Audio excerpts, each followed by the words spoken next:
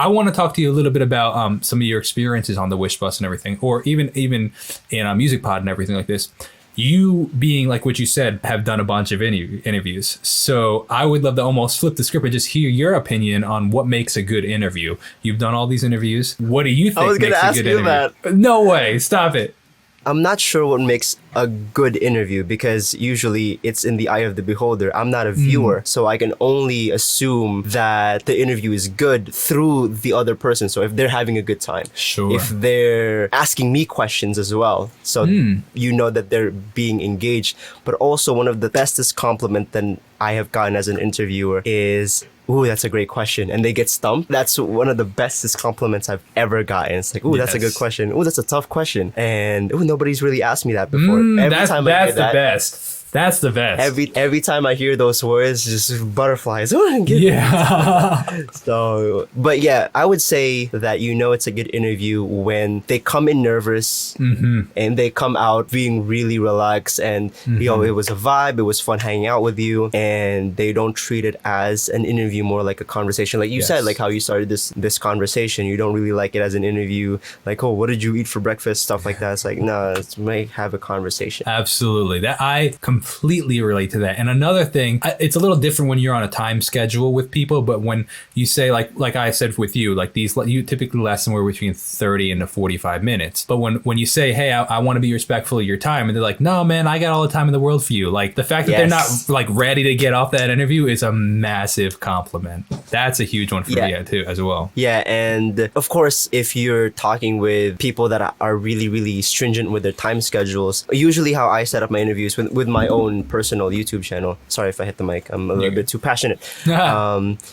But every time I set up for my own podcast, I usually just email them and then talk with them beforehand, like what time are you available, and then how long are you available for, and I just ask them when they're available, how long are they available for, and then I become respectful of their time like that. But when it comes to this, like I'm genuinely, like I could say, all right off the bat, your energy and your vibes are genuinely amazing. I didn't even know that we've been talking for like almost an hour now, and it's amazing how time flies when you have half hour. Sorry, I got off work at 5:30, so half hour. Yeah, I appreciate that. Thank you so much, man. You're an amazing conversationalist, and I love that you say that you appreciate things that I say, because that's a very good communication skills. And the fact that you know that, I love that. Well, interviewer to interviewer, I love that. I appreciate.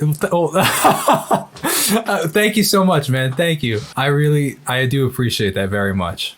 So thank you so much. No problem, bro. Thank you. But yeah, for you, I would like to flip the script. How would you know if an interview is good? That's a great question. I think that I agree with a lot of the things you were just saying. If they come in nervous and by the end they're not, if you're able to have a conversation and you're like laughing and having fun, again, it depends on the interviews. The interviews that I do, I try to, keep light, fun, entertaining. But if you're like, doing a serious interview, obviously it's going to be a very different conversation. You know what I mean? But that's not what I do.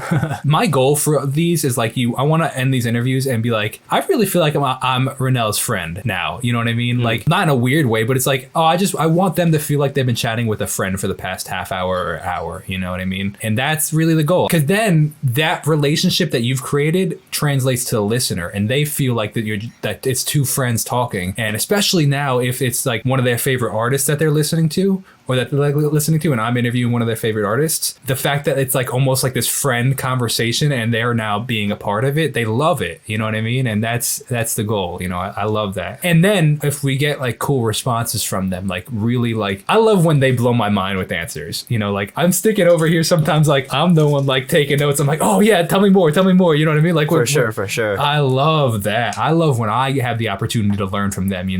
My goal is, for them to help, the people listening, but I'm like selfishly sometimes like, so for those that don't know, you know what I mean?